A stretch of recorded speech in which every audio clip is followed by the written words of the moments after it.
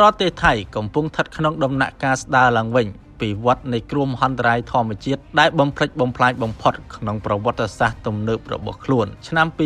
2025ថៃកើតមានវិបត្តិអាកាសធាតុដ៏អាក្រក់បំផុតជាពិសេសគ្រោះទឹកជំនន់នៅភាគខាងត្បូងដែលបង្កឡើងដោយព្យុះស៊ីក្លូនកាលពីខែវិច្ឆិកាដែលអ្នកជំនាញក្នុងស្រុកពណ៌នាថាជាព្រឹត្តិការណ៍300ឆ្នាំមានម្ដងការខាត់បងសេដ្ឋកិច្ចការប៉ាន់ស្មានបឋមបង្ហាញថាការខាត់បងសេដ្ឋកិច្ចសរុបមានលើសពី$15,000 លាន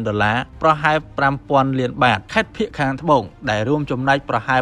8% នៃ GDP របស់ថៃគឺជាតំបន់ដែលរងគ្រោះធ្ងន់ធ្ងរបំផុតនេះបើតាមសារព័ត៌មានក្នុងស្រុកខៅសតផលប៉ះពាល់លើជីវិតមនុស្សទឹកជំនន់នៅឆ្នាំ2025បានបណ្ដាលឲ្យមនុស្សស្លាប់ជាង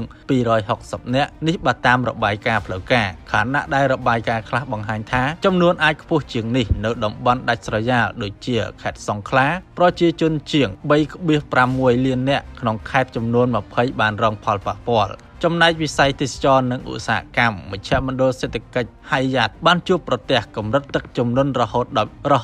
3ម៉ែត្រដែលធ្វើឲ្យវិស័យទេសចរណ៍កាំងដំណើរការក្នុងរដូវកាលមមាញឹកបំផុតការខូចខាតផ្នែកកសិកម្មដ៏មានសភាពធ្ងន់ធ្ងរដែរដោយចំការកៅស៊ូនិងចំការដូងប្រេងជាង 3.5 លានរៃត្រូវបានលិចលង់គណៈកម្មាធិការចម្រុះផ្នែកពាណិជ្ជកម្មឧស្សាហកម្មនិងធនាគារបានព្រមានថាផលប៉ះពាល់ដែលសេសសល់ពីគ្រោះមហន្តរាយទាំងនេះអាចធ្វើឲ្យកំណើន GDP របស់ថៃក្នុងឆ្នាំ2026ធ្លាក់ចុះមកត្រឹម 1.6% ខណៈប្រទេសនេះកំពុងផ្ដោតលើផែនការស្ដារឡើងវិញដ៏ធំនេះបើតាមការចុះផ្សាយរបស់ The Nation បច្ចុប្បន្ននេះប្រទេសថៃជាប់ចំណាត់ថ្នាក់លេខទី